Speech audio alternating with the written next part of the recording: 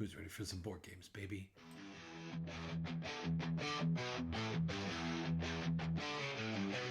Locked in the bunker, shadows shake. One man clapping secrets awake. Board games living, dice they break. Echoes pounding, hearts they quake. In the bunker, board games rolling. One man clapping, stories growing. Hard rock thunder, speakers blowing. Clapping loud, the unknown sound. Welcome to the sound of one man clapping. I am the one man back at the table after a brief hiatus for some personal crises and all kinds of shenanigans. Thank you so much for your patience. And of course, I am here after the break with the one and only, the inimitable, the ever-present, the omni, the Super Trooper. Welcome to the table, Super Trooper. So glad to be back talking about games after a huge weekend. It was a fucking huge weekend. Oh my god. I almost feel hungover. That's nothing to do with the red wine I had last night. It has to do with the emotional drain and the pleasure and the pain and the hilarity. The brain pain. The brain pain. What are we here to talk about today? A little thing called Playcon.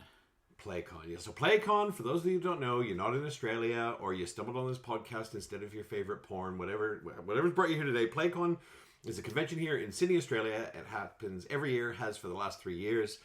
And it is a board game convention that's dedicated to playing, not necessarily buying or shopping or seeing the newest of the new. We get together with 994 other of our closest, nearest, and dearest, and we play board games for 3 days. And it's run by the legends over at Board Game Barbecue. Need to give them a shout out because they've worked their asses off this year to pull this together in a larger, bigger, better venue. So big thanks to those four hooligans for making this happen. So yes, we just finished Playcon. It is Monday morning.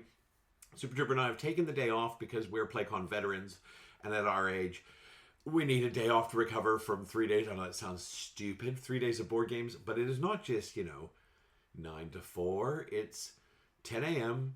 to 11:45 p.m. when they're sweeping us out of Playcon with a broom on Friday and Saturday. Sundays are When Joe comes around and says, "You've got to go now." It's time to go, OMC. Okay, you've had enough. Get away from the trough of board games, little piggy, and they sweep us out. Please, the game's only got 30 seconds to go. I did only have 30 seconds to go. But they're almost flicking the lights off and on at the International Convention Center. And so, yes, it was. It was 3 days. 2 14-hour days, Friday, Yes. Saturday. 2 14-hour days. Yeah. And then a half day of just... And a half 8-hour day. a half 8-hour day on Sunday. So here we are, Monday morning, coffee in hand. It's my third coffee. I feel almost human. Super Trooper does not drink coffee. So but he's also 10 years younger than me. That's what I'm playing the old guy card. So here we are. We want to talk about Playcon. So where do we want to start? Talk about the convention itself. Yeah, okay. All right. You lead on. So, third time they've run it. Last 2 years have been down at I don't know what it's actually called, the Hurstville, the club. Yeah, Club Central. It's Club Hurstville. Central. It's part of the Hurstville RSL group. They have 2 or 3 clubs. It's called Club Central because I think they've got 2 major clubs in Hurstville in different places. It's called Club Central, yeah. They have a big venue there, and that's Yes. hosted 500 people, I think, the last 2 Playcons. Yes, I think their cap's 500. Yeah. And so this year it's moved to the ICC in Darling Harbour, Sydney, and I think the cap was 1,000. Yes, that sounds right. I think they made mention on the Discord that it was 1,000 tickets they had available. Yeah. So, double the capacity. And Yes. What do you think about that? Look, I think it's worth noting the last 2 years it's been sold out. It's been absolutely packed. The room's been packed.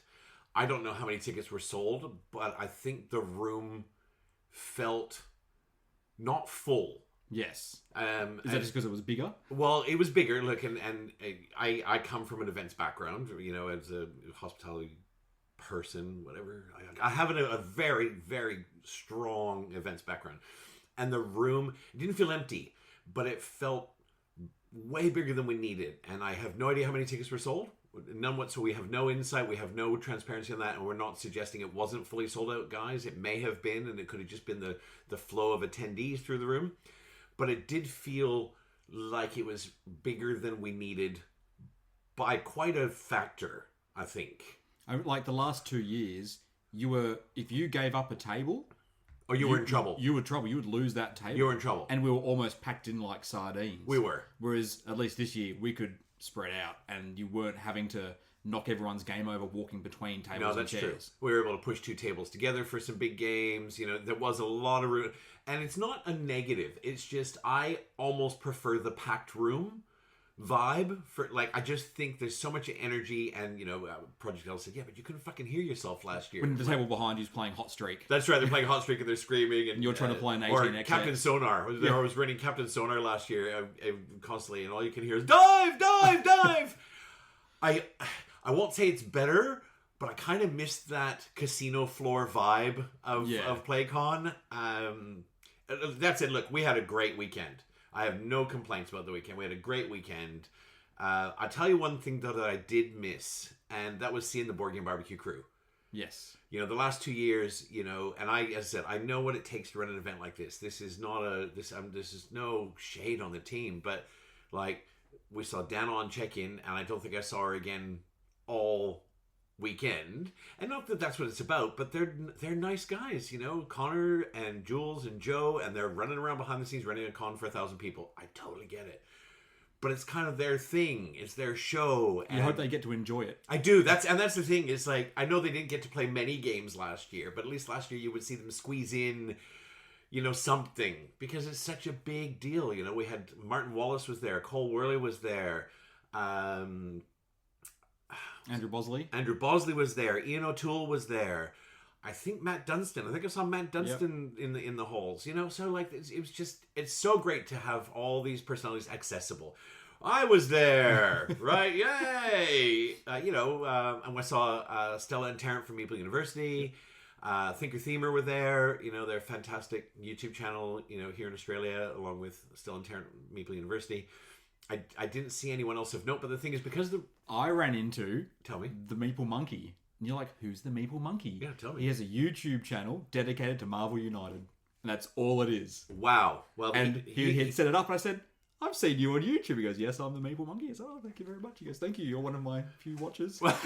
Dedicated to just Marvel United. Just Marvel United. It's very niche. Yep. But but here's the other thing. I remember last year bumping into, I guess because it's a smaller room. Yes, you'd see them everywhere. I would see them everywhere. You couldn't escape from people. You'd be like, oh, there's Ian O'Toole playing. Last year he was playing, he was playing Weather Machine. Or there's Martin Wallace came over and talked to me. He came over, I was playing Bone Wars. I was playing Bone Wars. He came over, leaned over, go, this looks great. Tell me about this.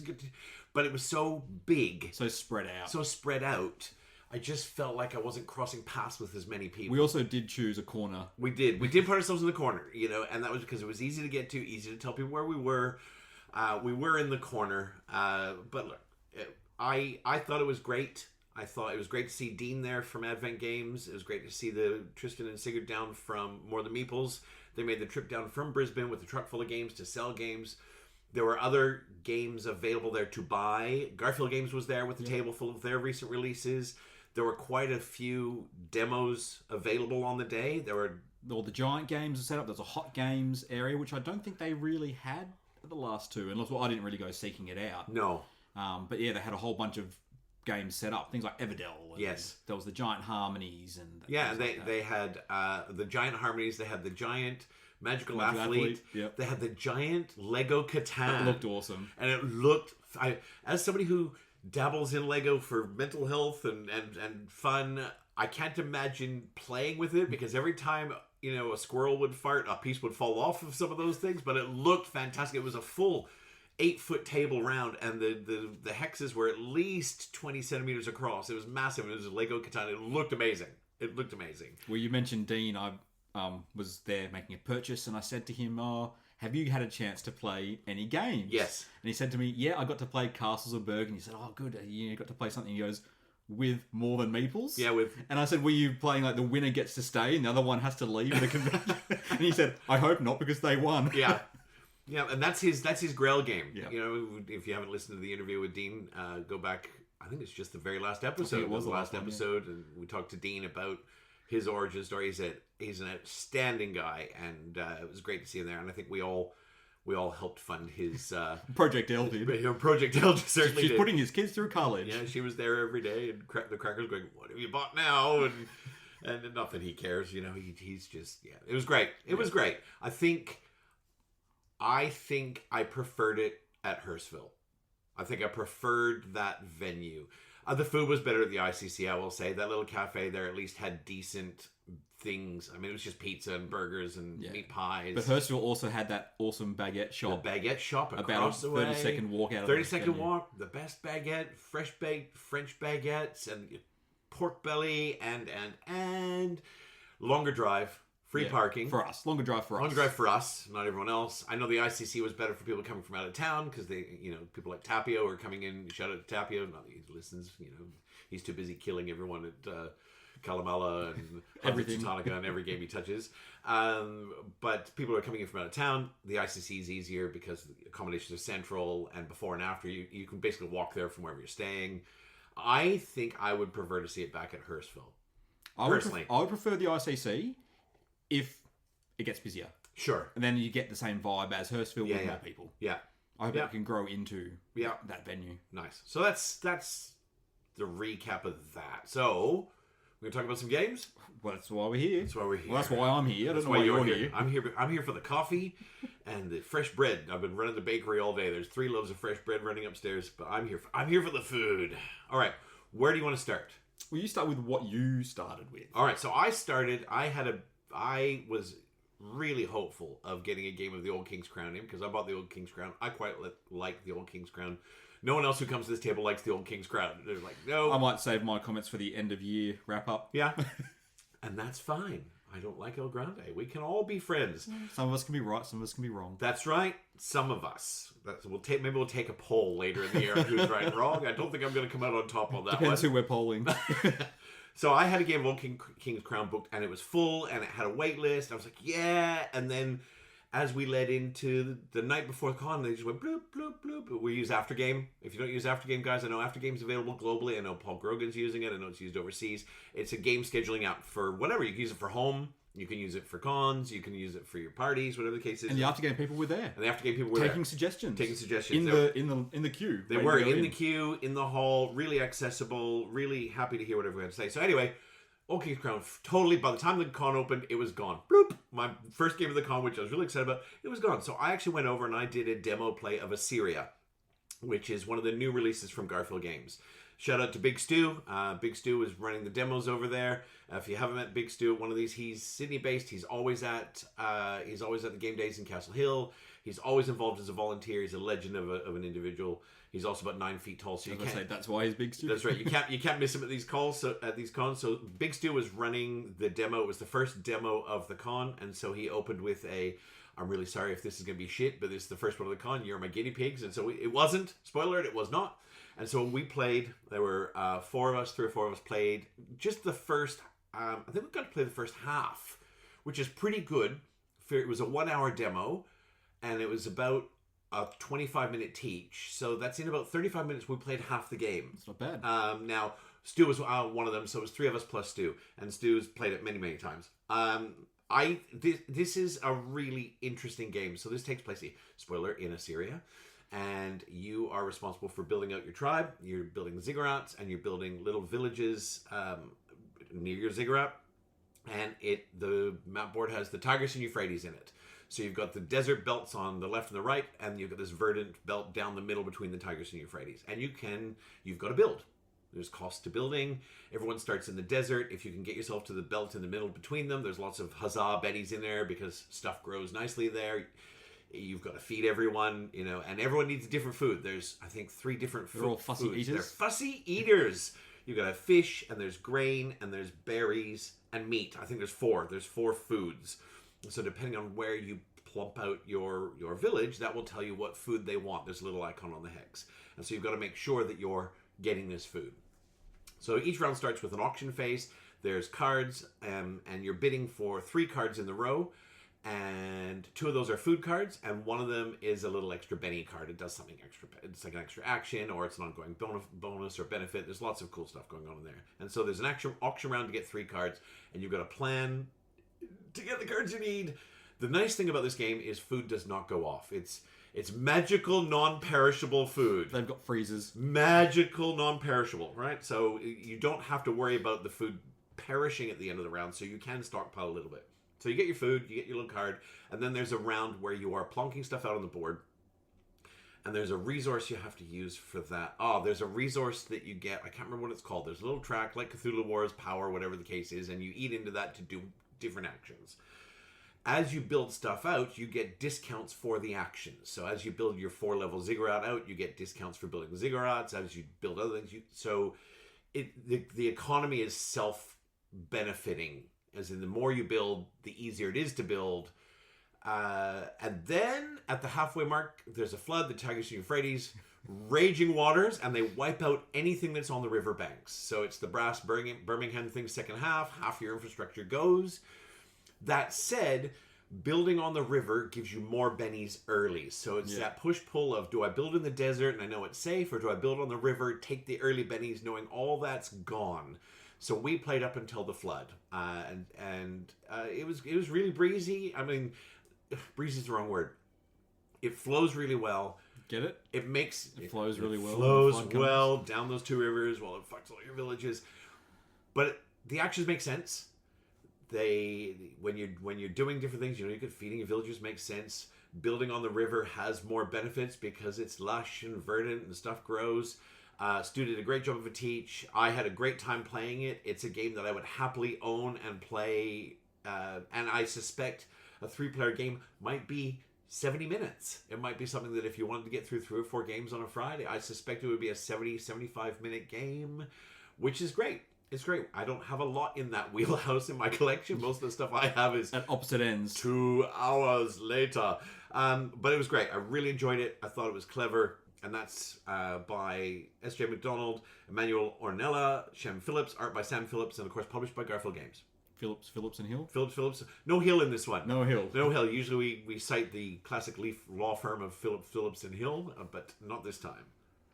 Well, I opened the convention with Ada's Dream. And it was my second play of Ada's Dream, and I was really looking forward to it because we had played it once before at 4 players, and it took almost half a day to play, and that soured me on what I thought of the game. Yeah. I knew there was a good game in there. I knew there was a game I enjoyed in there. I agree. But the length of time just sapped that enjoyment. Yeah, I was at the table for that first game, and it was a living, breathing hell. Yes. And when you put it in the calendar for Playcon, I was like, nope, I'm not doing it. Not because I don't want to try it again, but I didn't want to be a 4th person at the table because I suspect at 4 it might still be too long. Yes. And I thought, well, even with, I think, 4 quickish players. I think even with 4 quickish players, I think it's a long game with a bit of downtime. And I thought, well, I'd like to hear how it plays at 3 because then maybe we can do a little swapsies. And so we capped it at 3, and every now and then there's a few people in after game saying, "Oh, is there room for one more?" And nope. Voldemort kept saying, "For reasons, no." For reasons we have decided, it will be capped at 3. So we got to play it again, and very briefly, Ada's Dream is a dice drafting, then dice worker placement game. There's a center section of the board which has cogs, which have 3 dice on them, and they can be different colors, and you roll them when you place them on. On your turn, you take a dice from one cog, move it clockwise to the next cog, and then poop out a dice from the cog you've moved it to. That's right. And then that colour dice will then be used in a later turn for an action of the matching colour. Yes. It's different. It's a little bit of an Ouroboros. Yes. It runs along pooping out. It's a little snake that, yeah. Correct. So the number matters when you poop it out because you can only poop out a dice of equal or lower value. And then the colour matters for what action you go to, but the number won't matter for the colour. But then after you've done the action, you sock it onto your board in one of the 9 spaces, and then the number matters there because you've got to make little maths equations that go horizontal and vertical to give you points in different combinations. And then you also obtain objective cards for those rows, which could be numbers in ascending or descending orders or different colours or things like that. So it's a kind of game where you curse your past self for drafting a certain number or colour when your then future self has gotten an objective card that now needs a different number or colour. Yes, it's the anachrony conundrum. Yes. I took a loan from my future self, now my future self is screwed. And you cause the paradox. So after all that's done, you look at your board and you've got some cogs that say plus, some that say minus, and if you've done really well, some that say multiplication, and the rows and columns are going to score you big points. Oh, that's right. There's a math equation. There's a yes. Order, not order, done order like- of operations, but but it's you go not. left to right. It's No. You check each one separately, so you don't do your multiplications first and then your additions like Right. you would with I remember that. real maths. Voldemort he would love That's this. his game, It's and he got loves punch boards. It's got he loves dice worker, dice Metal drafting. He coins. loves math. Yeah. So Fucking loves math. long and short of it, I enjoyed it so much more. Yeah, good. Yeah, and looking forward to playing it again. 3 players. At 3. Yeah, and it came in at under 2 hours. It was like an hour and probably 40 minutes or Nice. something like that. And then Voldemort was kind enough to loan it to another group. Oh yes, They sat there playing it, and For 4 unfortunately, hours. yeah, four and a half hours they played it for 4.5 hours on the table next to us. Yeah. But yeah, I had such a great time playing it. That was Ada's Dream, designed by Tony Lopez, published by Alley Cat Games. Nice. My turn? Yep. Oh, we played a game together. It was the We first game did. together. We played Nippon Zaibatsu, and this was my second play. I think Yeah, only we the played second. together. Same day we played. Oh no, it wasn't the same day we played Ada's Dream last time. No, I don't it think was a so different day. because This was your Voldemort didn't birthday. play. Yeah. Yeah. So we played Nippon Zaibatsu at 4. And I know we've talked about it on this pod before, but I love Nippon. I think it is so painful in the best possible way. Just in, I guess, not brief, but just the summary. In Nippon, it's not a worker placement, it's a worker drafting game. And you have a board in front of you. You are a Zaibatsu, which is one of the business moguls, I think, of the Industrial Revolution of Nippon. Not quite oligarchs, but certainly very influential in society. And you are drafting workers of different colors. There are, is it 5 colors of workers? I think it's 5. Might be 6. 5, I think. 5? not 'Cause six. There's, Definitely not there's 6, I 6 don't ships, and each of them has a different color worker You're on right. them. It must be 6 then. I think there's 6 colors I of do workers. apologise. And so then you're drafting a worker, and that worker is associated with a section of the board, and under that board are 2 different actions. So you're going to pull a worker to your board and do one of the 2 actions underneath. And at the start of the game, you're doing a really shitty version of that action because you have no money, you have no economy, you have no engine. And towards the end, it gets a little bit bigger and badder, and then that worker slots into your board. And at the end of the round, we'll jump to the end of the round and come back. At the end of the round, you're going to pay wages depending on how many different colors of workers you have. Each worker costs you $3,000 in wages. And rinse, repeat. And so you will get some benefits based on those workers. If you have more than 4, the colors of the top and the bottom one will give you different benefits. That's the workers. There's also goods that you're making. There are factories you have to build, factories you have to run. You have to use coal to run the factories. You have to then push these goods out into the local markets, into Japan, to foist out the evil invaders that have been trading in your country for far too long and profiting off the general people. Bennies, combos. But taking that worker when the color, because the workers are seated at random, and if you don't want another worker of a different color, and all you can do is take another fucking worker of a different color, you're just watching $3,000 go down the toilet when you take that worker, but you need another action before you go into the next round and refresh your board. It is so delightful and so painful in the best possible way. Your add-on for Nippon. I think you've missed one of the best hooks of the game. Go. After a round, you have to consolidate. Yes. And you lose Yes. all your money and all your coal. Yes. Before you go into the next round, before you get your new income. Yes. So if you haven't used it, you lose it. Yes. Absolutely. And that is delightfully painful. It is. It's 'Cause a you're right sitting- royal fisting You're going into sitting the there next with round. $2 and you're going, I you're can't looking do around, anything with it. It's going to go. Coal is so hard to get. Yep. Why is my coal perishing? Is it sitting in the rain? Who put the fucking coal in the rain? It's the opposite of the food from Syria. That's right. It's perishable coal. Yeah, it is one of the just zingiest. I wouldn't call it a hook. It's a punch in the face, but it is fantastic. It's a fantastic part of the game, Yeah, so you got to try and be as efficient as possible. and possibly the best money in board gaming. Yeah, the chunky metal The coins. chunky metal coins are just they're enamel. They're powder coated. They're Bright coloured, colorful. yeah. There's purple coins and anything else you want to add for Nippon? No, just that's great and looking forward to playing it again. Yeah. As long as the coloured workers are exactly where I want them to be. Correct. So that's designed by Nuno Bizarro Santiago, Paulo Soledade, and art by, I can't read my own writing. Maya Kirkuli, and published by Crowd Games. Crowd with a capital D at the end. Could be Crowdy. Crowdy. Could be Crowdy Games. Back to you, sir. So, after that, I got a quickish 2-player game of Cascadia Alpine Lakes in with Project L. Yes. That had delivered only a couple of days before Playcon, I think, here in Australia. Yeah. And I played it the other week with the bubble just before, but then I brought it out for Project L. And I've only played it twice now, so I'm still trying to get my thoughts settled as to what I think about it, because it is, if you own Cascadia, I don't think there's any reason you need to own Cascadia Alpine Lakes. They are 75% the same game. On a turn, there is a market of 4 tiles and 4 animals linked to those tiles. On your turn, you will draft one of those combinations and put it into your nature reserve in any way you want, as long as one side touches another side. You don't need to match up different terrain types or anything like that. You then place the little animal on a matching space, and there'll be some sort of combination of animal or terrain that's going to score throughout the game. There'll be some objectives that we're all trying to chase for points. In original Cascadia, the point scoring cards are for the animals. So in the original one, deer might need to be in a certain combination, or foxes will score for different animals around them, or bears need to be in pairs, or something like that. In Cascadia Alpine Lakes, it's the same, but the scoring cards are for terrain. And the terrain will score in different ways. So every group of forest will score for every unique animal on it. Can you imagine playing them back to back? Play No. Cascadia and then Alpine Lakes. Your brain would just go.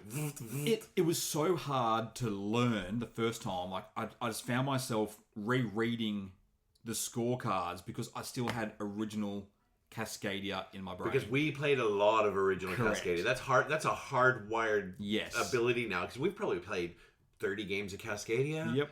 And before Harmonies, we don't play it anymore now that Harmonies is out. But we've probably played 30 games of Cascadia, and that whole scoring, the eagles inside. You're putting like an eagle. Yep. Where am I putting the eagle? So now you've got to go. No, where am I putting the red terrain? And the eagle's borderline irrelevant. Yep. So it was hard to get your head around, but I think if this was your first Cascadia and then you went to the original Cascadia, it would be exactly the same. Yeah, sure. You'd just be the other way around going, but wait a second, it was the terrain I was focusing on in this one, and now I've got to do the animals. So, I mean, it's still Cascadia. So, Sure. If you like Cascadia, you'll like Cascadia Alpine Lakes. Yeah. Nice. The only maybe other little minor difference is now the terrain can stack, and you can start building it up into little mountains, and some of the terrain tiles have lakes on them, and the higher they are, and you'll get more Was it points still for it. Randy Flynn? Yep. Yep. Still designed by Randy Flynn and published by Flat Out Games. Nice. So I'm happy I have it, because now I have a Cascadia myself. Oh, yes. Right. Yeah. Now you have... Maybe if I sell original Cascadia, you'll buy that immediately. Yes. No, not now, because I have. Not now. But I will follow up with a very, very quick mention of another game. Project L and I also went and very quickly played the Giant Harmonies. Oh, yes. So you played a game of the Giant Harmonies. Yes. Yeah. Just very, very quickly. So how giant are we talking? How big are the discs in the Giant discs are Harmonies? probably Like side plate? Dinner plate? No, 5 or 6 times bigger than the normal discs. Oh, so not like giant. No, Just they're probably XXL. 2 inches around. Nice. Something like that. And the only reason I wanted to mention it quickly is Buttercup, who's a big fan of Harmonies at home as well. I sent her a picture of the Giant Harmonies. I said, check out the Giant Harmonies. And she said, there is no scale in this photo. I cannot tell that it's a Giant Harmonies.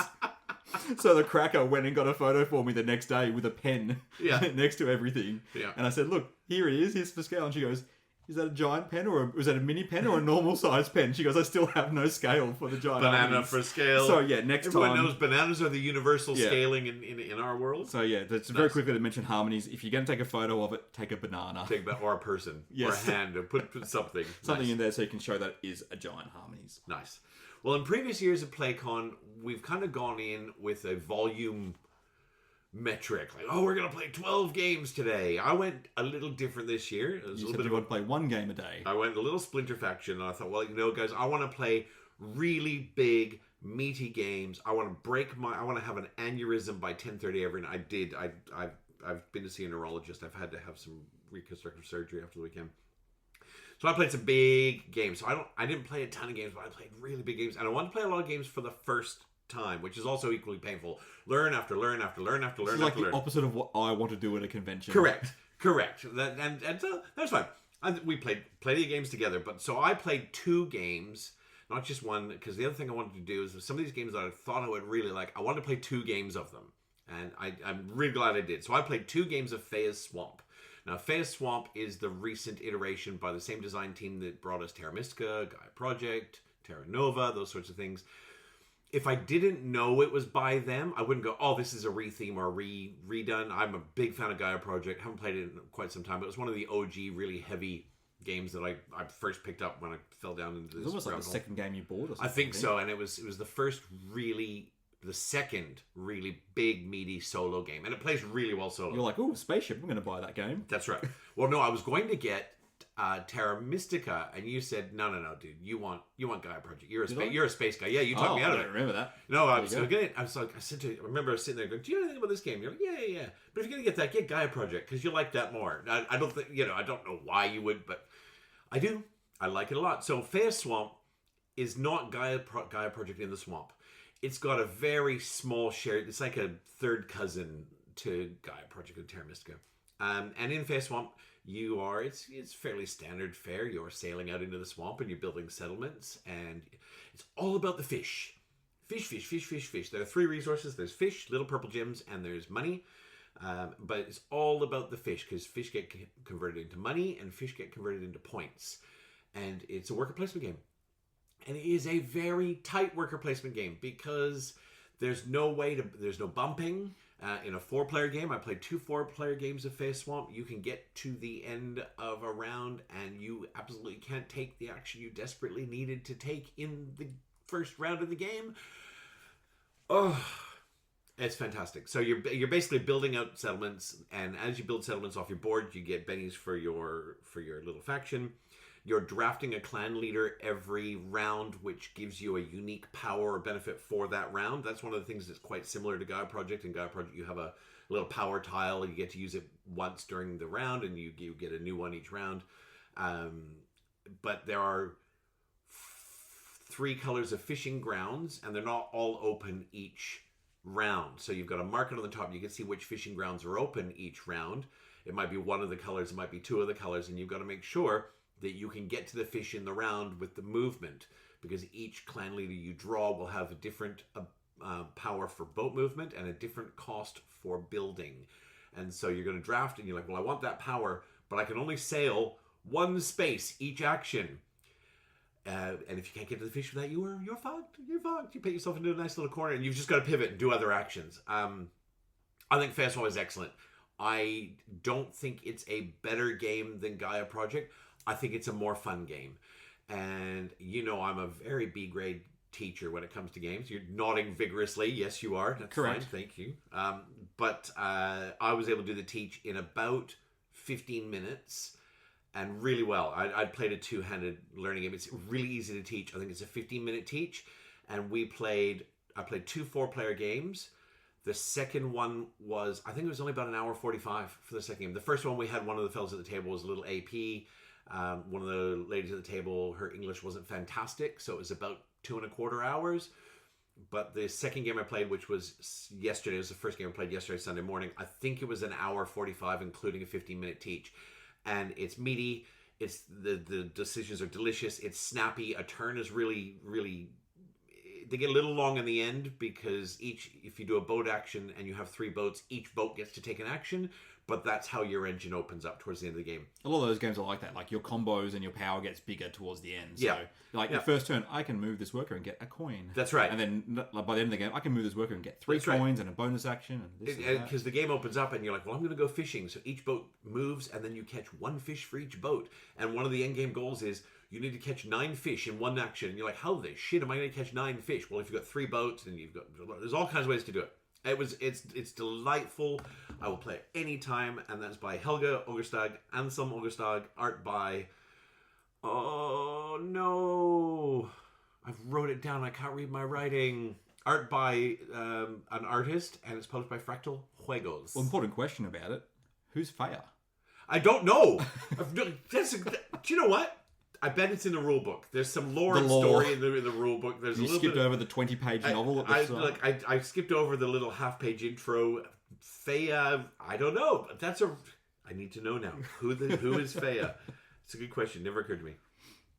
I got to play a game of Reforest.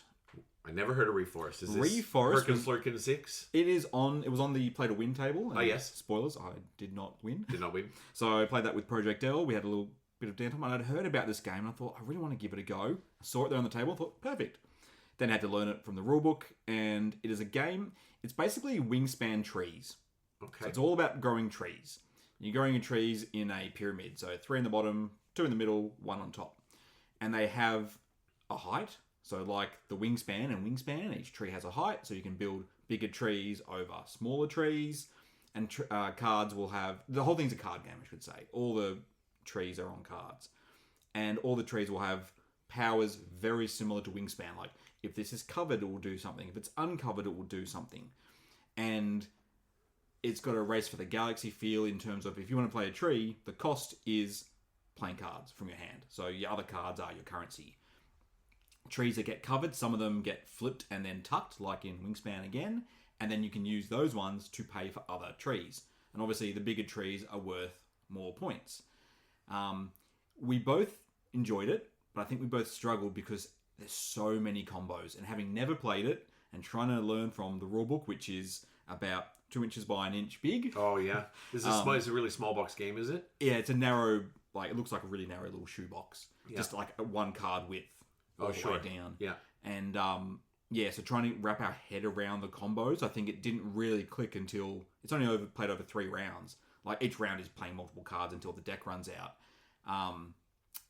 Just trying to get our head around the combos, and we didn't get that until probably the 3rd round. Yeah. But really enjoyed it. It's basically, it feels like a cross between Wingspan and Forest Shuffle. Right. But the scoring is a bit easier than Forest Shuffle, which is longer than the game. Correct. And like you're tucking cards under each other as opposed to, building around. Right. So occasionally you will slide things up. So some things will be sticking out down the bottom to give you icons for different scoring things. Really enjoyed it. I think it is coming back into print in Australia soon. Really enjoyed it. That's Reforest by Sebastian Bernier Wong, published by Firestarter Games, who I think is a Canadian outfit. Yeah, could well be. There's a few of us. Well, I got to play what I think is possibly my favorite Lacerda. I've got to get a couple more plays in of it, but I think it might be my favorite Lacerda. I got to play Speakeasy. Now, I had 2 Lacerdas booked in for the weekend. One of them fell apart, unfortunately, but I got to play Speakeasy. Shout out to Claire, who ran the table for Speakeasy. I'll tell you what, Claire... When you say ran the table, from what you've told me, she ran that table. She ran the table. She kept us moving. She kept everyone going. She was basically, it was her copy of the game, so she set it up. She had just played it a month earlier, and I know that always helps with the Lacerda if it hasn't been 9 months since you last played. We played Speakeasy, and we played it 4-player. I think we got through it in 2.5 hours. Very good. Which, if you've played a Lacerda, getting through a Lacerda with 4 players in 2.5 hours it's a cracking pace. And we weren't being bullied into our turns. It's just we weren't messing around. We had other things to do. So Speakeasy is Prohibition era mobster done Lacerda style.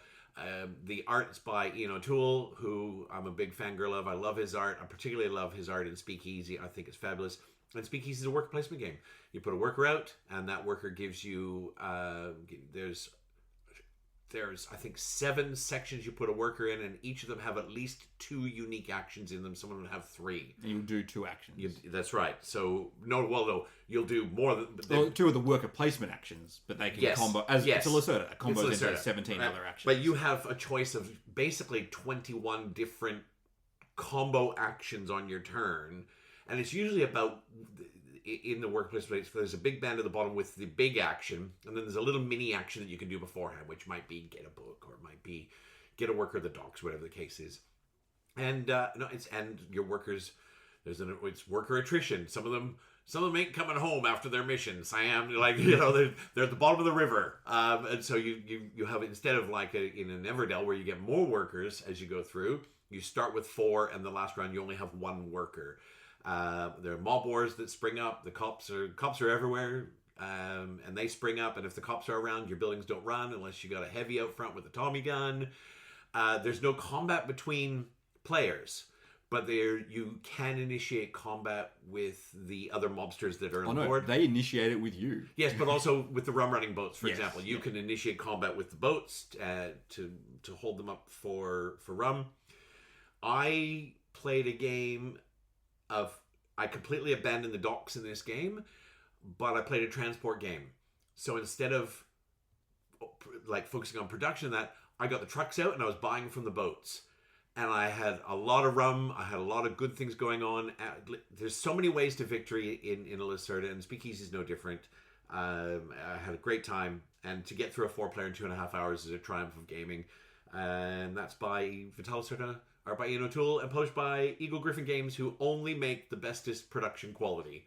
One of my favorite things about Speakeasy is the economy, where you've got money in two places. You have it in your safe, Yes, or in front of you, and all like money is points at the end of the game. Yes. And the money in your safe is safe, but you can't use it for everyday transactions unless you got to launder it. And so it costs double. So you get to that point where you're like, oh, I can do this action, but I'm gonna be It's going to cost me 40 points to do this action. to do this one thing. So you got to think, how many points is that gonna get me? Yeah. Great game. Yeah. Looking forward to playing it again. Yep. Back to you, sir. So we also got to play throughout the convention Hansa Teutonica with Tapio. Yes. After he introduced us to it last year, well, I brought my copy and he schooled us. He taught us how to play, and then Actually, no, Battleships ended up winning that game last year. But we thought, well, we have to play it again. So I think it's now our yearly tradition to play Hansa Teutonica with Tapio. And it's one of those older games that is just so simple. On your turn, you'll either put a cube down, get some more cubes back, move some cubes around, or complete a route. yeah. There's a map with cities linked with little spaces in between them. On your turn, you'll take a cube and put it in somewhere between two cities. If you have all the spaces between a city with your cubes, you can choose as an action to complete it. And you put one of your cubes into the cities at either end, and you get that city. So simple, so boring it sounds like, but the fighting for cities, because you can displace people out, And it looks boring. Yes. It is not. It is not. It's so much fun. It's a stab fest. Yeah. The whole thing is just a stab fest. I look over and go, Project L, she's working on this city. She's got 2 out of the 3. I'm just going to go and throw one little cube in. Yep. Because if she wants to get that third space, she has to spend an extra cube. Yep. She moves you out, and then you get a second cube. Correct. So you get to move 2 cubes to an adjacent line. Yep. So just everyone's being annoying, throwing one little cube here and there, and it's one of those games as well where it ends at once someone gets 20 points, the game ends immediately. Yep. And then there's end game scoring. So you're like, oh yeah, I'm on 17, and Tapio's triggered the end with 20, and you go, okay, end game scoring. Oh, Tapio has 56, and I've gone from 17 to 25. Okay, so but. Yeah, I would hope someone like 25th Century Games or someone like that would come out and do a reprint of it. I don't want minis, I don't want big things, but just some nicer art on the board. Or a little silk screen meeple instead of a cube, or a little cartwheel instead of not a gymnast, a little cartwheel instead of a disc. Just a lift, just a little lift. Yeah, I don't want it big over the top. I don't want Awakened Realms to take it. No. But just something to bring it in a bit more modern, because the game is so good. And I think a lot of people would be put off by it. Yeah. I think it does carry on its name. I think a lot of people, into the hobby, know about it. So I think that does carry it. It's got to be 20 years old, Hansa Teutonica, at this point. I can't remember. Maybe not quite. No. But if you had someone walking by at a convention who was new to gaming, they come to Playcon and they see you playing that, they'd be like, thank you. Yeah. But it is delightfully... It is. Oh, it's so good. And you look over here and it's designed by Andreas Steding, and I think our copy is published by Pegasus Spiel. And I'm looking over at Stroganov, and I've got Goo Gong. Yes. And they're such completely different games. They are. To Hansa. They're like big combo-tastic worker placement type games. And then you've got Hansa, which is put out a cube, move a cube. Put out a cube, move a cube. So simple, so good. Nice. So yeah, Hansa. Excellent. Well, we played... There's another game we played together. We played 2 games of Container. Yes. Now, my Uber Deluxe copy of Container with little metal ships that have diesel engines actually in them to sail around. It's not quite. But my deluxe one was due to ship last week, which is why we put Container in the calendar. I thought, great, it's coming. I wanted to play 2 games. It's one of the only one I wanted to play 2 games of because I think it's going to be, I thought, well, this looks like it's going to be great. Let's play 2 games. We got to Friday before Playcon. I went, bad news, guys. Bow, bow, Container hasn't arrived. And Project L went, well, maybe I'll just buy a copy then. So we got there, and she popped over to Dean. And no. She ran to she Dean's. did, actually. She bought it. She went straight to Advent Games there's before we on even the- sat down at the somebody table. on the floor in front of the cash register that she elbowed to get in there. And to be fair, Retail Container, it's not even expensive. It's not an expensive game. I think it was $60 or something, which And what you get in that retail version is quite good. is fantastic. You would think it's a deluxe version. You would think it was a deluxe version, to be honest, because it's still got little plastic shipping ships and little containers and all this stuff. And so Project L bought Container, and we're very happy she did because we got to play 2 games. And the thing that I really liked, among many things, is I don't often enjoy a 5-player game.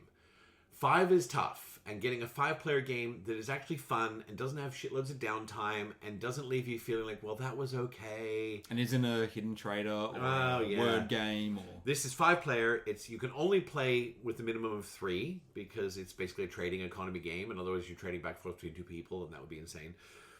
But at 5, it was thoroughly enjoyable, and I think the first game was a little long because we were all learning it. We had no idea how the economy No worked. idea how this magical matrix came together. But the game, we played it again as one of our later games. God, it was just yesterday. Doesn't it feel like 3 days ago? Yeah. Like yesterday than 24 hours. yesterday feels like 3 days ago already. I think it's because I slept like I was in an induced coma. So in Container, basically, you've got a shipyard, and you've got a harbor, and you've got some factories. You've got warehouses, which allow you to store in the harbor, and you've got factories, which allow you to produce and store in your factory line, which is your second line. You can make stuff in your factory. You can't do anything with it. You can't do anything with any crates. Crates. You don't call them crates. Thanks, Project L. Yeah. You can't do anything with your own containers. No, you can't. You can't even get containers into your own harbor unless you buy them from someone else. Like, you can't move your own there. Yep. You make containers. They go into your factory layer. If you want containers in your harbor, you have to buy them from someone else's factory layer. And then if you want to load ship containers onto your ship, you can't load your own. So you've got to make containers, entice other people to buy them, which you could then go pick up if you choose, to then deliver to the magical container island, which is endgame points. Correct. Don't have to be your points. Yes. So you pick up, you load your ship, you go to Container Island, and an auction blossoms. And it's a closed auction. It's a blind bid auction. It's a reveal. There's some shenanigans if there's a tie. And then, based on what was bid for your containers, The highest bid, you can choose to accept that bid, and you will get double that money. So you get the money from that person, and Yes. then the same from the bank. Correct. Or you can say, nope, I'm going to pay your bid and keep the containers for myself. So the spicy bit that I loved is like, well, maybe I can get those containers for really cheap because it's early game, no one's got a lot of money, I'll bid for. But if the person who's auctioning it really wants those containers, you made it really easy for them to buy those fucking containers. You made it really easy. Oh. And then you've got the offshore markets. You've got the Canary Islands as well, where stuff builds up and you can auction, you can bid for piles of money or piles of... It's almost like the clearinghouse. You've got piles of containers you can bid and you can pick them up from there. There's another layer there. There's that secondary auction layer. I thought it was fantastic. Your thoughts on Container? Well, it's interesting because it's got a closed economy, except for a few ways that money can get injected in. Yes. So one of the ways is when you do auction those containers, if you accept the other person's bid, then the equivalent comes in from the bank. Yes. So that's one way. So if you buy your own containers, There's no more money there's no entering more the market. money entering the market. Yeah. More money comes in if you take a loan. Yes. But if you build a factory or a warehouse, that money goes out of the game. It goes out of the... Yes. So our first game, I think we all like, okay, well, we all want to make our own containers. So we all made factories. All of us except me. Yeah. And so a whole bunch of money exited Yes. the economy. And it's only $6 a factory, Yeah. but you only start with 12. Correct. That's Oh, no, 12? 20. Oh, it's 20. Start with 20. But So, about a third of your money or whatever is Yeah. suddenly out. out of the economy Yeah. in And you round do that one. with 4 people. Yeah. And then people are like, oh, I'm going to I'll make a container and I'll set it price for $4. And everyone goes, $4? I can't afford $4. And so I think the first game, everyone's making containers. They're like, $1, please, Yes. just buy it. I need some money. It was a bit like the Temu factories Yeah. halfway through the game when everyone realized there was no cash in the market. Yeah, I thought it was great. I'm really glad I've got a copy coming. I'm glad Project L's got a copy. We got a couple. You do need to have at least 3 people to play it. I wouldn't play it with. Well, so we've played 2 5-player games, and this is me as a container noob. 4 or 5. Yeah, I think you'd need 4. 3 would just become circular. I think so. I think so because I don't think there's any variation. I don't know. I didn't look at any variants for 3-player games, but I think it's a 5-player game that I really enjoyed. And we got through that second game. Would you say about 75 minutes, hour and a half? Yeah, hour and a half. Maybe. Yeah, hour and a half. Fair bit more for the first one, but yeah, trying to learn it. But yeah, that second game, yeah. But one of my favorite moments. 2 of my favorite moments of the con both happened during container. One of them had to do with the game. One of them had nothing to do with the game. But we finished the game on the. Do we play it Friday? No, it was, day 2 we played Saturday. We played our first game of container, and we're around the table and we're doing end game scoring, and it's like 80 and 70 and 62. And we got to the cracker, and he went 1. And he's such a good sport. He's such a good sport about. I love playing games with the cracker because. Project Look had a T-shirt made for him that said, "I have a plan." He does not have a plan, but you know what? He always has fun. But he finished the first game of container. Now he finished the second game of container with like 76 or something ridiculous, right? So, but his first game of container he finished with 1, and it's just one of those moments that I just loved. It was great. I loved container. I laugh at that, but I got about 10, I think, in that first game. Oh, did you? Yeah. Yeah. Well, I didn't buy Factory, and I think that helped me a lot in that first game. So, Container is by Franz Benno Delonge, Thomas Ewert, Kevin, more names I can't, Kevin Nesbitt, art by Adam Olsich, and published by Allplay. We got a couple of games in of a little filler called Botswana. Yes. By Rainer Knizia. Yeah. The Big Niz. And it's a remake of a game from, I think, like 1994 or something like that.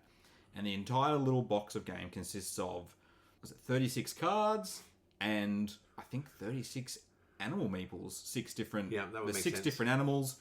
There's elephants, giraffes, Meerkats, tigers, hippos, lions. something like that.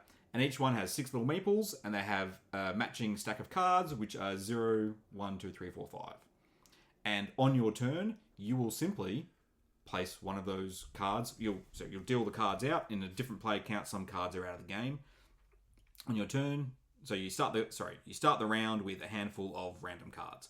You might have the giraffe 5, you might have the meerkat 2, the hippo 3, the lion 0. The lion 0, all combination thereof.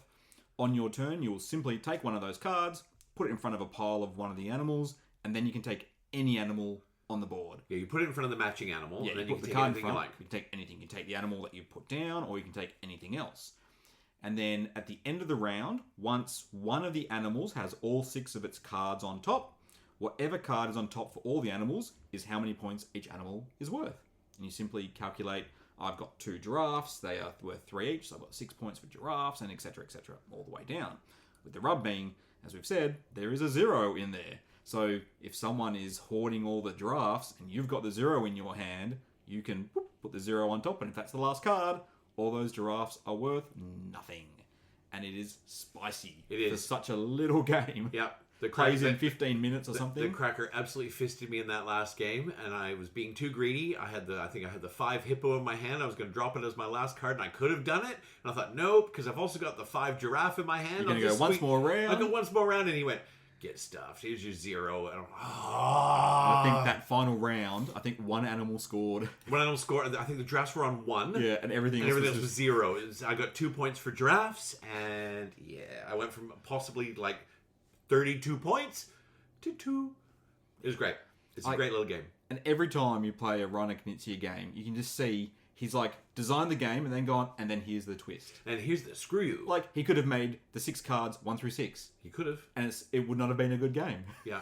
But you add it 0 through 5. Oh, and that nastiness is so good. It was nasty. So good. So that's, by Rainer Knizia and, of course, 25th Century Games. His new partner. Well, he does a lot with Bitewing these days as well. True. He does a lot with Bitewing. All right, so let's talk about the worst rule book in the history of rule books. We'll talk about the Voyages of Marco The Polo. Voyages of Marco Polo. The worst rulebook for such a good game. Yeah, it's a great game. I've only played it once before. Same here. Once before. And Tapio said, I'd love to learn Marco Polo. I've owned it for 5 years. I've never played it. And I brought it thinking, yeah, we might get this to the table at the convention. And by chance, and we he did. wanted to play it, so we you, played it. you pulled it out, and you got the rule book out. And I think the second words out of your mouth of, this is great, let's get this going, is what the fuck? So when we did play it last time, I watched a video to learn. I think we all watched a video. We all watched the video, yep. And then I used the rulebook as a reference. Yes. Which was absolutely fine. Yeah, it was great. But it had been like 2 years since we last played it. So I'm like, okay, I'll quickly read the rulebook. And the rulebook is back to front. It's not just back to front. It's like they put it in a blender. Yeah.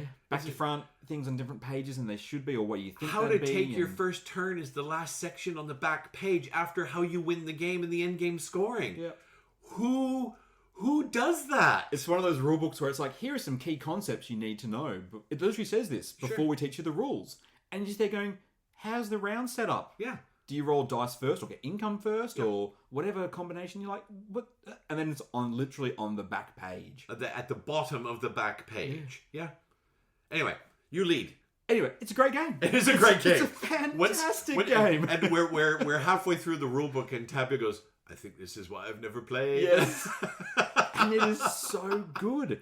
It's a dice worker placement game. So at the beginning of the round, you'll roll your 5 dice. I think it's 5. And then you can go to different spots. And if you're the first one there, you just put the dice down. And the strength of the dice, you get a better version of the action. You want to get camels, you put the 6 down, you get 6 camels. You put the 1, you get 1 camel. If you want to go to a spot where someone's already placed a dice, you can put your dice on top, but you're going to pay whatever the pip is that you put there. Or if you have to put 2 dice, it'll be the lowest pip. So say someone's already gone to a spot, you want to get camels, you put the 3 down there, you'll get 3 camels, but you've got to spend $3 to do it.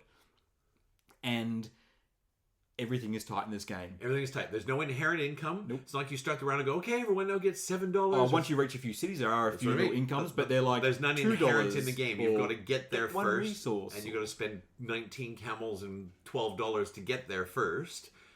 And so there's no natural inherent income. No. Everything is money for stuff. But first you got to get money for the stuff. Yeah, so you travel around the board, and the travel action needs a lot of money to move 1 or 2 steps. It does. And some of the spaces will either need money if you're going across water, because you've got to hire a ship, or if you're going through the desert, you need a lot of camels. A lot of camels. Those bloody camels. Bloody camels, and then there's goals that you're achieving, and the goals that it's just recipe fulfillment for resources that you don't have. Yep.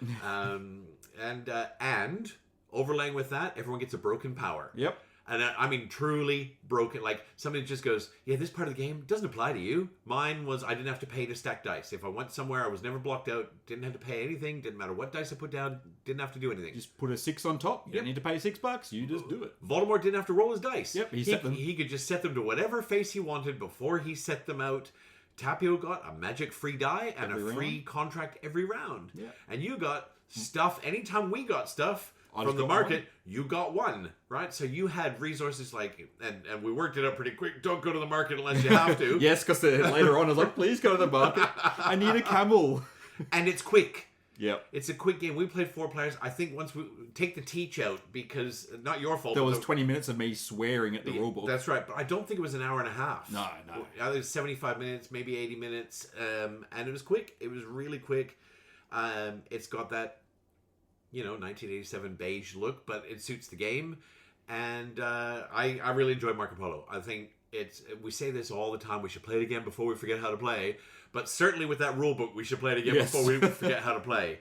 And I think that's one of the reasons I loved playing Fey's Swamp twice and Container twice, is I could play it now without going to the rule book. And there's not many games you play the first time that you couldn't go back to the rule book. You couldn't just go, well, let's do this without the rule book. It might be different in 3 years when Fey's Swamp comes out again. Who knows? But that was Voyages of Marco Polo. That's by the Italian duo Simone Luciani and Daniele Tascini. Art by Dennis Lohausen, and published by, don't use the word meeple, Hans im Gluck. Although soon to be republished by Board and Dice. Yes, they've got a Marco Polo dual set Marco Polo 1 because there's a Marco Polo 2. 2, yeah. Is it literally called Marco Polo 2? Something Marco something, Polo's something the Return. Khan, something with the Khan in there. Yeah. Something about Khan. Yeah, so there's a big whiz bang. Is that 25th Century's doing that? No, one? More Than Dice. Oh, Yeah, we were discussing had some issues with all their previous versions of, like, newer versions of games. So hopefully they at least redo the rulebook and some nice... Have to redo the rulebook. They can't just reprint that monstrosity. So, yeah. That was, great game, let down by the rulebook. Yeah. Big time. And I think Tapio lapped me on the board. He lapped everyone, I think. Yeah. Definitely me. Yeah. I didn't have enough camels. So back to you. So, I got to play a game of Bus. Yes. Bus, which I'll get out of the way now, is published by 25th Century Game and was previously published by Splotter Spielen. I think is their full name is Splotter Spielen. Splotter Spielen, which means Splotter Games. Yes. Designed by Jeroen Dumen and Joris Wiesinger.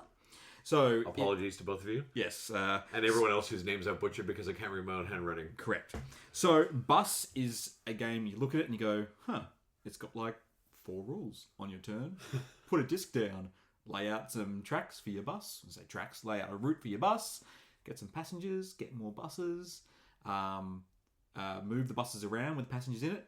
And mess around with the space-time continuum as the final action. So in a game of Bus, you're trying to get some points by moving passengers to one of 3 locations. Every round, the passengers want to go to home, or to work, or to the pub. And that little clock, there's a little dial with a little clock going around, and every turn it literally just moves. They're at work, they now want to go home, and after home they want to go to the pub, or can't remember which order it is. It literally just keeps moving around. So on your turn, you might go and lay some, expand your routes, and there are some like toothpick size coloured wooden pieces in your line, in your colour, and you just place them on the board, extending your route around. And you can build buildings, and there's different numbered areas on the board where you can build a new home or a new office or a new pub. In this world, people don't care which home they go to or which work they go to or which pub they go to. They all obviously share houses. I don't know. They just move from house to house to office. Or you put some passengers in and they go to the train stations, which if you've got your route connected to, you can then move them out of those trains and they'll start going around the city on your buses.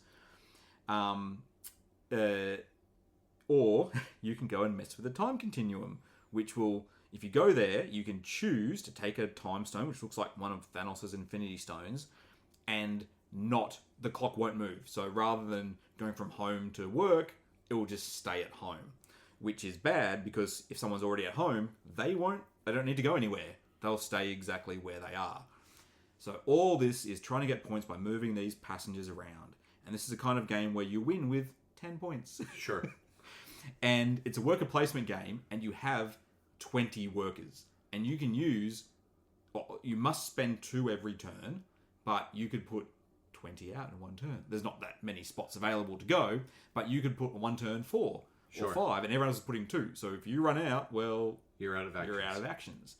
And you always put them down right to left, but the worker spots trigger left to right. So there's this, if you go in first, you might get the most actions, but you're going to get the most actions after everyone else has already placed things. So everyone places, and then you run the actions? Yeah, so all the workers put, and then you go, yep, pass, we're all done our workers, and then you run the top one. And then you run. Yeah. So it's almost action programming, but you Correct. got to program, you got to think backwards. Yes. Got it. And, for example, there's 6 spots to expand your routes, but the number of routes that can be placed out is based on the maximum bus number, which is, say, someone has 2 buses, then 2 routes can go out, which means the first person who places will get to put out 2 routes, the second one gets to put out 1. And if you place in the third spot, you get to place none. Wow. So you don't place in the third spot. But once someone has 3 buses out, well, suddenly the first one gets 3, and then 2, then 1. So you could put a worker out in the expand routes, and then 2 other people get in there, and you get nothing. Correct. No. If you go first, you're always going to get the maximum number. No, but if you go first, you're acting last. Yes, but sorry, I should have said in that instance, the positive number is at the right. So if you okay. place first, you'll get the most. Right. But you'll be acting last. Right. So the person before you will place 2, for example, and then you will place 3 after. Yeah. So going first, you'll always have the most, and those worker placement spots obviously diminish unless more people have gotten buses. But it's based on not the number of buses that you have out, it's just whoever has the most determines that. Sure. So if someone keeps getting the bus, there's only one spot every round to get a new bus. There's only one worker placement spot there. So if someone hammers that every round, if you're stupid enough to let them have it, they might have 4 buses, and everyone else might only have 1. But you can place out 4 routes, and then 3 routes, and then 2 routes, for example. So getting the first player marker to then be able to put out that one bus is quite... Because the first player is clearly going to grab a bus. Yes, and if you don't, well, someone who's ever second is going to get it. But at the same time, you could have 4 buses, but you might only be able to take 2 passengers. Because once someone goes from, they want to go to a pub, they go there, they're not moving the rest of that round. They're not moving the rest of that round. Yes.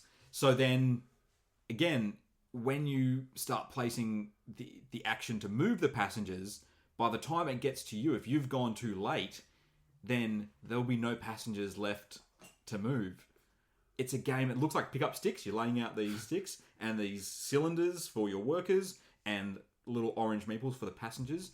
And it's so nasty and so good. Nice. Yeah, played really quickly. And so how many of you were playing? Was it 4 of you? 5. 5. There's 5 of us. And how long did it play? An hour and a bit. Yeah. If that. Wow, nice. And Tapio had played it before, and he said he's played some games where everyone has played it before quite a few times, and he said it's so nasty. Everyone's blocking everyone. Everyone's going to the time continuum and stopping things from moving, and he goes, and the winner has 4 points. Oh my god. Because everyone's just blocked everyone, and just being able to move one passenger is like the winning move of the entire game. So Awesome. good. Yeah, Awesome. Looking forward to playing it with you at some point. Yeah, nice. Voldemort bought that one. He said he's looking for good 5-player games after Power Grid and things like that. And plays very, very well. Nice. Very spotter game where, you stuff up one thing early on and, that route's going to get blocked and no one's going to go there. The only splatter I've ever played is Food Chain Magnate. Yep. And again, it's a very simple game. There's not a lot of rules, but it is very spicy. There's a lot of zing at the table, and nice. Great. Looking forward to it. I would have loved to have played. It just conflicted with, I think, the biggest game that I was playing of the con. Another route building game? It is another route building game. But no buses in this one. No buses in this one. I got invited by the 2 legends, Maddie and Sam, 2 listeners from Tasmania. They reached out to me about 2 weeks before the con and said, "Oh, hey, would you be interested in playing an 18xx game?" And my thoughts on 18xx games have been, nope, not for me. I'm not really they're a subgenre of games, and I've always looked at them and go, yeah, it's like coin games. I'd love to play a coin game. I don't know that I would love playing coin games. Yep. It was on my bingo card. I would like to play one once, and I thought, well, and I wrote back and went, that sounds really cool. Can I just say, how long is this particular 18xx? And said, no, this is like an 18xx light. It's probably about 3 or 4 hours. Well, no, look, I could probably fit that in. A light game, But 3 or 4 hours. Look, you and I have played a 4.5 hour game of Ark Nova with Dustin. That was not you and I playing that. And so, look, I went, if we can get that done in like a 4 hour window, I'm happy with that. Because then it's on I've got tick, I've played that, I've experienced it, I can talk about them, it's, you and I will play just about anything. So that was the first game on Saturday, and we rocked up, and we're also playing with Chris, who we played Cthulhu Wars with a couple years ago. Really nice dude. And all noobs at the table, right? So I think Maddie had played once. Chris has played a couple of games online on either Tabletop Simulator or BGA, one of those. And so we were all noobs, which I think you need to be. It's kind of like playing Twilight Imperium. You don't want to play with experienced players because you're going to have 9 hours of hell. And so I played Shikoku, I should say the name of the game, Shikoku 1889. It is basically a pared back. Real 18xx players go, that's not an 18xx. Babies first 18xx. And basically what it is it's a stock market manipulation game, and just error majority is not right, but you're building routes, and you're putting stations out on the routes, and there's blocking. So the stations where if a station is blocked with other companies, there's no way to get through it. You can't even bribe someone to get through. So your routes are min-maxed based on how far you can get through either unblocked centers, revenue centers, or stations where you've managed to get one of your pieces down. It was a delight. It was an absolute. I was really surprised by this, and I was expecting to have a good time. I wasn't expecting to have 4 hours of sitting on the edge of my seat, literally just sitting in. And that's not, 18xx. You often hear them called spreadsheet the game, or it's for a certain type of neurodivergence. This was not. I mean, we needed calculators to do the score at the end because I think the winning score was 4,506. Because is there anyone there who didn't need the calculator? Because that was scary. Everyone needed the calculator. But basically, each round you got a stock round where you're buying shares, and you go round and round. You buy shares and buy shares, and then you've got an operating round where the companies operate. And in front of you, if you are the director of a company because you own the most shares, then you get to make the decisions for the company. So in the stock operating round, you're operating for Hammond the player. I've got money. And then the companies have a separate pile of money, and never the twain shall meet. And so then the companies use that money to buy trains, put out stations, and then they run their trains, which creates revenue. When the revenue comes in, you have a choice of paying it out to everyone that has shares or keeping it in the company for future investment. And if you keep it in the company, your share price drops. And if you pay it out, your share price goes up. Because at the end of the game, your points are the money you have as the player plus the value of the shares you hold as the player. Yep. And so then, and of course, if you're light on money, you can sell shares. You can sell your shares, and you can sell shares for no reason other than to screw Chris. Because Chris floated a brand new company, and when you float a company, you get to decide the buy-in price for the shares, and the buy-in price for the shares is the share price they go in, and on your turn, you could buy 4 of those shares, and then on the next turn you have in the stock price, you can sell those 4 shares, which tanks it by 4 movements on the grid. Yep. Because he had bought this company late in the game, thinking he would float it, and I bought 4 shares, and I tanked the share price going into the second last round, and he looked over at me, and he went, "Yeah, I see what you did there." There's downtime. I'm not going to lie, there's downtime. It's like 10, 12 minutes between turns, but it's one of those games that you can't look away. You're waiting. What is he doing? What is she doing? So you can have a strategy, but by the time it comes back around to you, it's like, it was great. It's my game of Playcon. It's it's probably a top 20 tabletop moment for me. That experience. It was so much fun. It was 4 hours. We played plenty of 4-hour games. And I think it's the most fun I've had with 4. I'm not talking about ATO or Arkham Horror. I'm not talking about the stuff that's meant to be hours and hours. I'm talking about a single game you put on the table and you play. I think it's the most fun I've had at a 4-hour tabletop moment since I've started in this hobby. I'm really grateful that Maddie reached out and said, "Hey, do you want to try this?" I said it's 18xx light, but it was an absolute blast in every possible way. And that's by Yasutuka Ikeda, and art by Karim Chakram, Eric Frobum, and published by Deep Thought Games. So are you now an 18xx gamer? Am I not going to be able to play any other games with you now? Or? I don't think I would ever play a normal 18xx, but I will confess that this publisher and designer has another game on Kickstarter called the Old Prince, which is based on the Prince Edward Island Railway in Canada, and it's the same style. It's that pared down game. It's got a little bit of stuff that's unique to Prince Edward Island and the railway there. And that railway, we study it in history. It was kind of one of the most corrupt railways in the history of railways. It nearly bankrupted Prince Edward Considering Island. most railways back then were corrupt. Yeah, that's pretty the impressive. most corrupt. And it nearly bankrupted Prince Edward Island, which was its own entity at the time. And the only way Prince Edward Island survived was by being absorbed by Canada and taking on the debt of the railway and sorting all the shit out. And that's not part of the game, but it's a famous railway in Canada, and it's a cute little map. And so, back to it's not even expensive. Like, I was really impressed. I think the game was $80, and the production's great. And most 18xx games, you look at them, and it's just it's white and black with some hex tiles that have some squiggly lines on them. It's not. There's a little more to it. They put some effort into it. The company cards have some nice art. There's, some nice... It was a nice game to play, man. I had a really, really good time. Really good time with it. No, every time I walked by, you were deep in it and having fun. And honestly, edge of your seat stuff. What the hell are you doing over there? Because one of the great... standing up stuff for you because standing of the up seats. stuff. Oh, the chairs at Playcon. We didn't talk about the chairs at Playcon. They were like Bunnings lawn chairs. Bunnings is our hardware store. They were like what you would get at your daughter's soccer field when chairs are provided. The $1 throwaway patio furniture Teamu chairs. Oh man, they were so shit. Yeah. But one of the really great aspects of this particular game, and I know there's a mechanic in 18xx's, not that I'm going down that rabbit hole, but as you buy newer trains, the old ones become obsolete. If you buy that next level of train, you don't get one more round with the old train. They rust immediately. Just like in real life. Just like in real life. So as soon as that level of train is bought, the rest are gone. Like, just fucking gone. Just gone from the table. And so you might have a turn planned, and someone across the table goes, well, I'm buying this level of train, and all of those trains that you have. So you've got to stay ahead of the tail end of the technology, or it just goes badly. And you're not out of the game. It's not table flip out of the game, but it's painful because then you are forced to buy a train. And if you can't afford the train, you are forced to sell shares.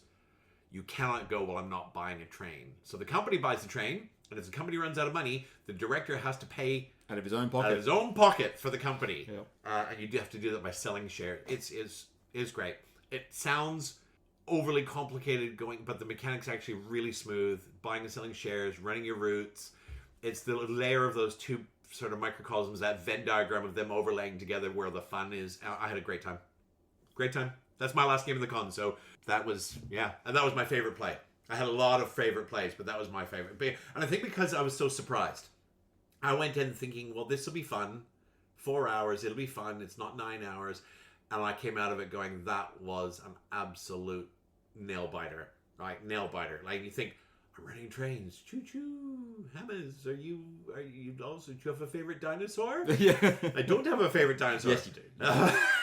we all do. We all do. Everyone knows that, like, biologically, you turn 3 and you get a favorite dinosaur. All right, it's an ankylosaurus. Fine. My favorite dinosaur is an ankylosaurus. Yeah, it was great. So back to you for the remainder of your list. Just one more I'm going to mention. And that was Project L's request for yesterday morning. And there was Wild Tiled West, which is a tile laying game, as you can guess by the title. Does it take place in the Wild West? It does. Oh, they've named it well. But designed by Paul Denon and published by Direwolf. Okay. And it was not Dune Imperium. It was Wild Tiled West. So it's a tile laying game. You have a map of the Wild Tiled West. There is various outlines of cities on there. There are some blockers in terms of mountains. A couple of symbols for things like pickaxes and cows and horseshoes and bullets and things like that. Whoever is first player is going to roll in 5-player count. We had, I think it was like 4 D20s and 3 D8s or something like that.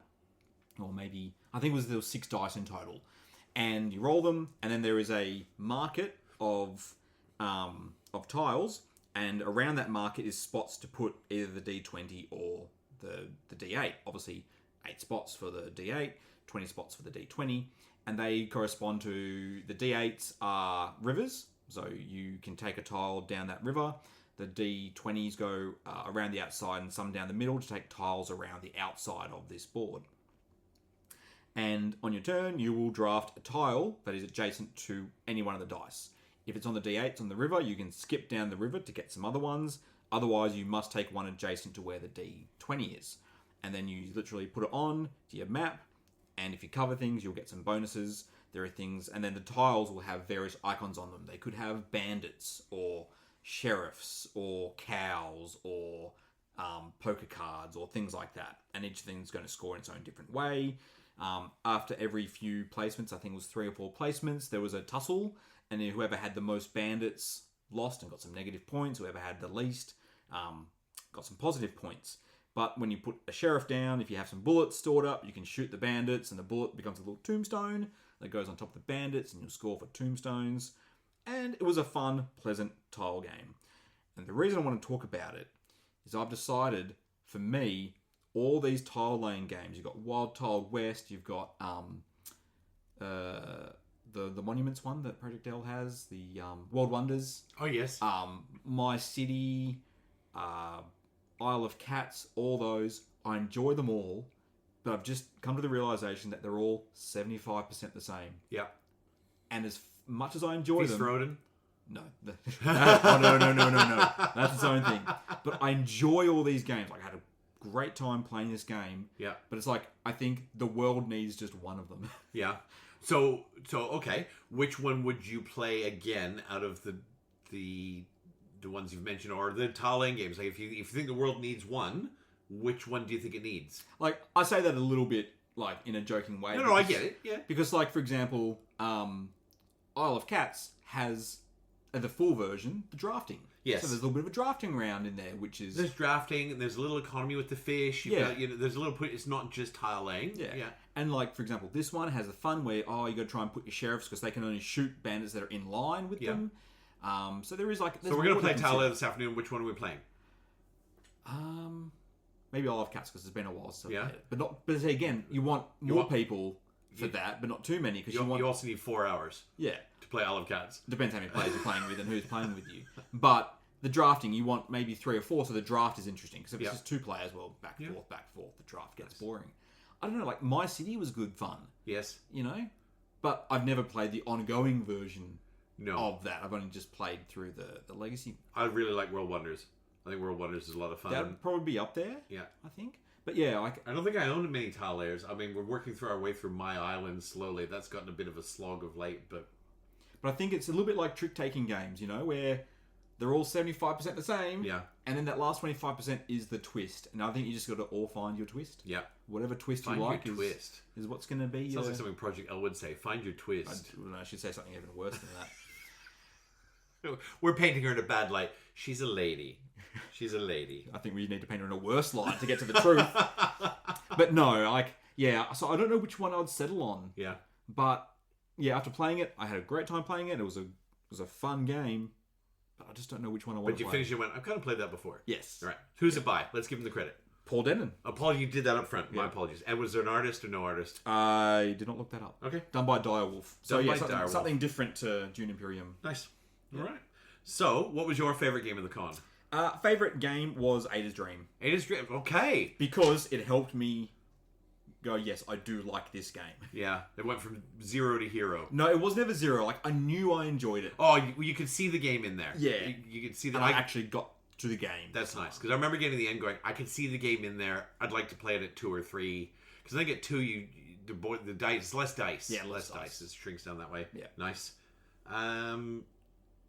I guess we got to shout out to Voldemort. He had a PB this year. Yeah, he made all 3 days. Made all 3 days. He normally taps out for one of the 3 days with the brain pain, but he made it to all 3 days. You got a favorite moment? Yes, and you've already mentioned it, but it's 2 moments rolled into one. It was playing container and having the cracker finish on 1. Oh, and finish on the floor? Yeah, or falling off his chair as well during it. But that first game where he finished on 1, and Yes. as I said, I didn't do much better than that. Yeah. But it was... But finishing on 1 with pride, though, right? Correct. Yeah. But the second part of that is then nearly winning the second game for him. Like, Nearly. when he went from 1, that first game, Yeah. to nearly winning that second game. I will put it down here for the record that I beat Tapio at a game. Yes. AKA Kasparov. Yeah. Yeah, so I did beat Tapio at a game. The games of container were there's a lot of laughter in those games of container, a lot of shenanigans, you know, and the cracker did end up on the floor, but that's probably because he was laughing so hard that shitty chair gave way under his laughter, and he was on the floor pissing himself laughing, like literally on the floor laughing. It was a great moment. I had a great time. Playcon's another one in the books. It's now 92 days to PAX. If anyone's going to PAX, you know, much like Maddie and Sam in Tassie, you want to hit me up for a game, I will be at PAX all 3 days, looking for games after hours. And thank you again. Thank you to Dean as well. What'd you pick up? What was your incoming list? What did you get from Dean? Because I know what you got. I was there. I hadn't really wanted anything, but I thought, it'd be rude not to buy Be something. rude. Like, Dean's come all the way out. Exactly. He's come all the way out with his It's going to be van. hard for him to drive back with all That's these right. games. Don't You've make got to him help load him out. Don't make him load them back in the van. So I was just looking around, browsing around, and there's nothing there that really took my eye. I'm like, oh yeah, this, but Hermes is probably going to buy that. Project L is probably going to buy that. I can just skate by and just play their copies of things. And then you'd mentioned there was a ding and dent section. And I looked at the ding and dent, and I was like, oh yeah, no, nothing. And on the bottom shelf, hidden away down the very Just bottom, tucked right down there. was this big red price sticker. Yes. And I was like, that says Arkham Horror, the card game, next to does. it. And I was looking at it and going, that's the new... That's the second It's edition. the revised core, the new one, which I've been looking at getting, but didn't need to buy just yet. And it was there for a very, very good price. It was almost half price, I think. And it had the world's smallest dent in the corner. It's And I said to Dean, I feel bad because I own nearly everything for Arkham Horror, and I don't own any of the original boxes. So thank you very much. Thank you very much. And he Thank said, you very my much. pleasure. Yeah. Tap, go, see you later. Yeah. And then I also bought a little tiny soccer game for the bubble. For the bubble. Tiny little 5-minute soccer game. Golden Goal, I think it was called. Yeah. I think Project L cleaned him up a little bit every day. She went Oh, home yeah, with she something every kept day. going back and back. I picked up Agent Avenue, which is this cute little 2-player battler.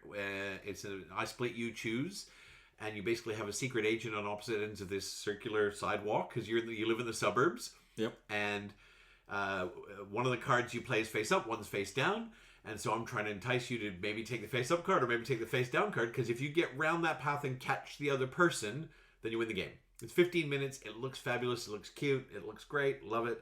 And also, the Peanut is a mad fan of Yahtzee, so I got her Combat Yahtzee. They were selling copies of Dice Throne Marvel for $30. Now, you can't buy a deck of cards for $30 in Australia. And I've been looking at it for the last couple of years because it's pretty cheap online. I think the cheapest I've seen is about $38, $39. I'm like, well, it's four characters. The Fox loves Yahtzee. The Peanut loves Yahtzee. They often play. This is Battle Yahtzee. You get a few plays out of it? Get a few plays out for $30. So I did pick that up. That's all I had because I've got plenty coming. Yeah. There's plenty. Tune in for the next episode to find Tune out. in. So I just wanted to cap that with another thank you to the Board Game Barbecue team. We appreciate all your efforts. You know, this wouldn't happen without you. And we had a great weekend. I had a great weekend. And that's it. Anything you want to finish with? Looking forward to it again next year. Looking forward to it again next year. Peace out, mofos. We'll talk to you soon.